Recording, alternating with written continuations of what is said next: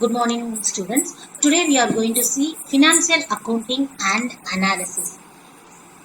Meaning and definitions of ratio analysis. Everything we are going to see in this unit. Alexander Walsh is considered to be a pioneer of ratio analysis. He represented the detailed system of ratio analysis in 1909 and explained its usefulness in financial analysis.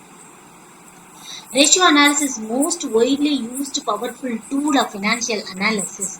It is important technique of analysis and interpretation of financial statement. It is also used to analyze various aspects of operational efficiency and degree of profitability. Ratio analysis is based on different ratios which are calculated from the accounting information contained in the financial statement. Different ratios are used for different purposes. So this ratio analysis which helps to make a forecast and we can understand what situation our company is. That is the major thing of ratio analysis. What is the advantages? Otherwise we can say importance or significance. Okay. Ratio analysis is an important technique of financial analysis. It is used as a device to analyze and interpret the financial health of enterprises. Its usefulness is not only confined to business managers, but also extended to various interested parties like government, creditors, employee, investor, consumers, etc. What are the major limitations? Limitations, a single ratio does not convey meaningful message, first thing. Such as a number of ratios will be having calculated for the better understanding of particular situation. The series of ratios computed may create confusions. So many ratios is there, no? So it may create some sort of confusions. Ratio can be useful only when there are computed in the sufficient large number. Calculation of more ratios sometimes confuse and analysis then be helpful. It's make a problem. Okay, what are the important formulas of ratio analysis? First one, liquidity ratio. Liquidity ratio, otherwise liquidity ratio we have three, like current ratio, quick ratio, absolute quick ratio. First, current ratio. Current ratio means current position of the company. Okay, how much asset we are having, how much liability we are having. That's all. If you want to find out the current ratio, just divide current asset and current liability. Clear? Current asset divided by current liability is going to be give current ratio value. Next, quick ratio or liquid ratio. That means quick ratio means what? How much convertible cash we are having. Likewise, quick asset and quick liability is called quick ratio. Okay, divided by quick liability.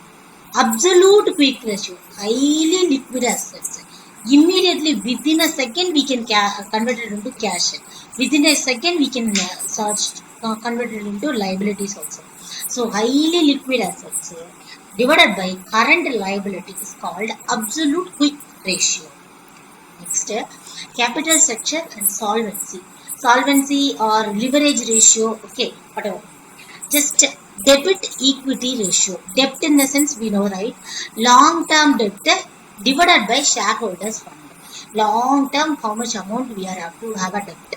Okay, divided by shareholder, how many shareholders we are having, their fund, total amount. Otherwise, external equity are divided by internal equity.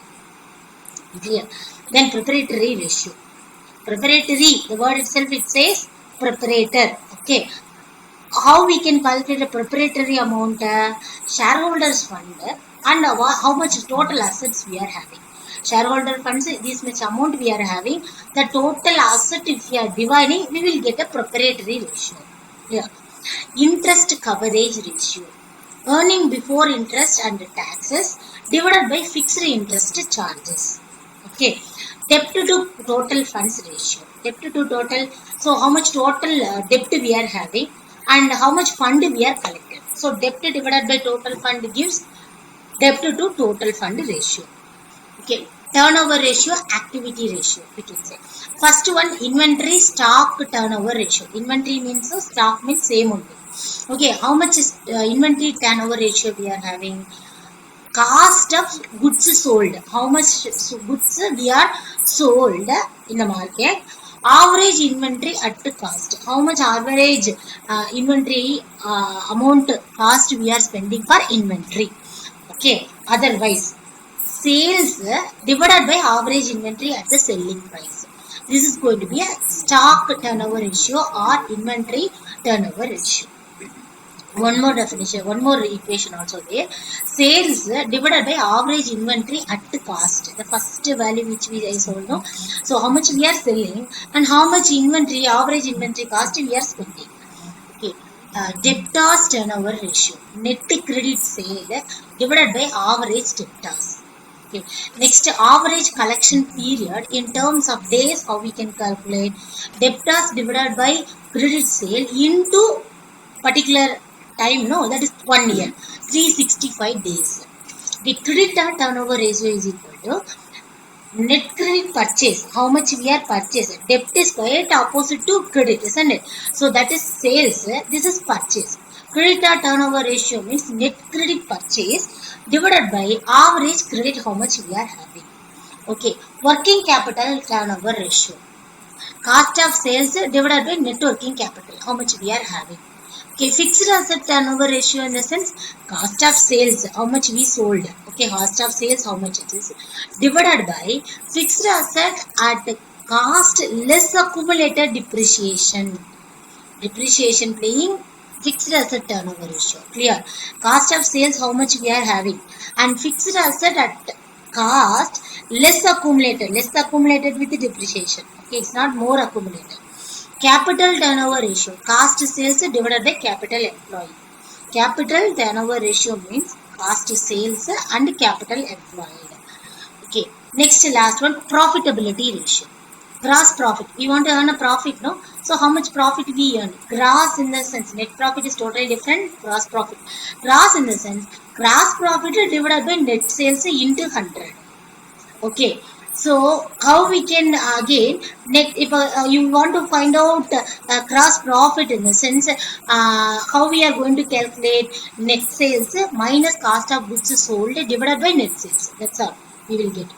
Okay, net profit ratio, net profit divided by net sales into 100. Operating ratio in the sense, how currently we are running a business, isn't it? Cost of goods sold plus operational expenses what we are having, we added together divided by net sales, it will give operating ratio.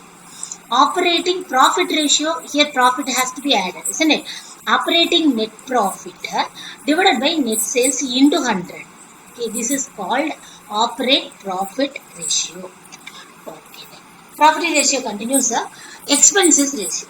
For cost of material which is equal, okay, material how much we are consumed and how much we sold, okay, divided by how much we sold. For selling expenses means is cost of material we say, selling expenses means selling expenses divided by net sales into 100. Return on investment ratio, how much within a duration of period, how much we will get back, okay, our investment.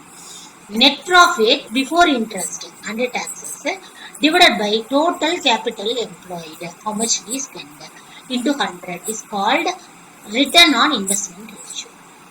Seventh one, return on shareholder funds. Net profit after interest and taxes divided by shareholder funds, how much we are having into 100. Return on equity share, easy. Net profit after interest and tax only, and the dividend also had added, divided by equity shareholder funds, that is into 100. That is what. Okay, earning per share. One earning per share means how much we will get it. So net profit after tax minus preference and dividends. You can keep on the value. Number of equity shares, how much we are having. So it will give one share value. Dividend payout ratio. Dividend per share divided by earning per share. Okay. Price earning ratio, that is P and E. Market price per equity share divided by earning per share. This is good. This is called a ratio analysis and some formulas we have seen. Thank you.